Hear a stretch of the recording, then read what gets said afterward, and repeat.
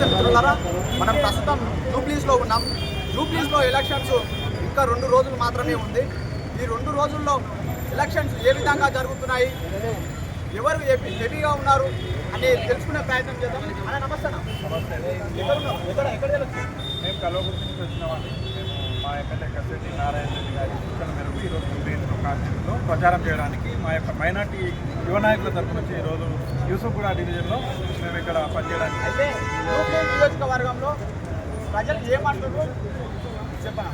జూబ్లీహిల్స్ ప్రజలు జై నవీన్ యాదవ్ అంటారు, జై రేవంత్ రెడ్డి అంటారు. జూబ్లీహిల్స్ బాగుపడాలి, అభివృద్ధి చెందాలంటే నవీన్ యాదవ్ పట్టం కట్టాల్సిందే అని జూబ్లీహిల్స్ ప్రజలందరూ కోరుకుంటారు. అంటే వాస్తవానికన్నా ఉన్న రేవంత్ రెడ్డి గారు వచ్చినప్పుడు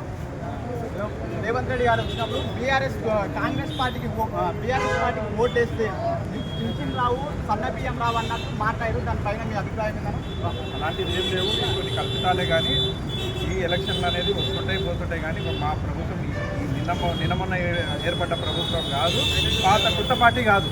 స్వతంత్రం వచ్చినప్పటి నుంచి ఉన్న పార్టీ. ఈరోజు ప్రజల దృష్టి ప్రజలకు ఏ విధంగా అభివృద్ధి చేయాలి, ఎలాంటి సంక్షేమ పథకాలు ఇవ్వాలనేది మా ప్రభుత్వం ఇప్పటి నుంచి కాదు, పాత పార్టీ కాబట్టి ప్రజలందరినీ కూడా కలుపుకుపోయే పార్టీ కాబట్టి అలాంటివి ఉద్దేశాలంటూ ఏమి ఉండవు. అయితే వాస్తవంగా మన తెలంగాణ ప్రజలు మొత్తం వైపే చూస్తున్నారు. ఎవరు గెలవబోతున్నారు, అసలు ఎవరు గెలిస్తే మనకు అభివృద్ధి చేస్తారు, మంచి నాయకులు ఎవరు వస్తారని తెలంగాణ రాష్ట్ర ప్రజలు మొత్తం చూస్తున్నారు. తెలంగాణ రాష్ట్ర ప్రజలకు, జూబ్లీస్ ప్రజలకు మీరు ఏమని చెప్పాలనుకుంటున్నారు?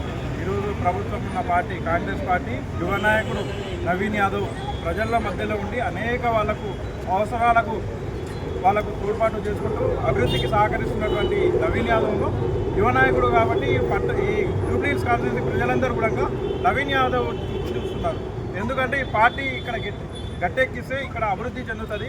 గతంలో బీఆర్ఎస్ గవర్నమెంట్ ఉంటే, బీఆర్ఎస్ ఎమ్మెల్యే ఉంటే ఈ అభివృద్ధికి నోచుకోకుండా జూబ్లీహిల్స్ అనేది ప్రాంతం వెనుకబడిపోయింది.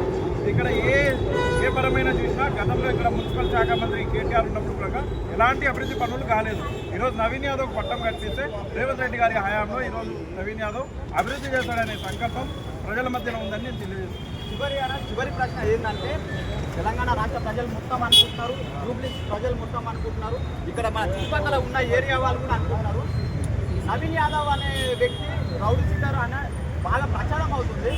మరి కేటీఆర్ కూడా అన్నారు సభలో, మన పబ్లిక్ కూడా అనుకుంటారు. దాని పట్ల ఏమంటారు? అసలు రౌడీ టీఆర్ఎస్ ప్రభుత్వంలో ఉన్న టీఆర్ఎస్ కేటీఆర్ రౌడీలు వాళ్ళు. తెలంగాణ ప్రాంతంలో దోచుకున్నదంతా వాళ్ళకన్నా పెద్ద రౌడీలు ఎవరు ఉండరు. అది పబ్లిక్లో లైవ్లో చూసింది. ఇది మొత్తం గాలిలో వార్తలు. నవీన్ యాదవ్ ఏదైతే చెప్తారో అది గాలి వార్తలు. నిజమైన వార్తలు ఏంటంటే తెలంగాణ తీసుకున్న దొంగలు ఎవరంటే కేటీఆర్ అని చెప్తున్నారు. జూబ్లీహిల్స్ ప్రజలు తెలివైన వాళ్ళు, రాజకీయ చైతన్యం కలిగిన వాళ్ళు కాంగ్రెస్ పార్టీకి పట్టం కట్టి నవీన్ యాదవ్ గెలుపు కృషి చేసి బంపర్ మెజార్టీతో గెలిపిస్తారని తెలియజేస్తున్నారు.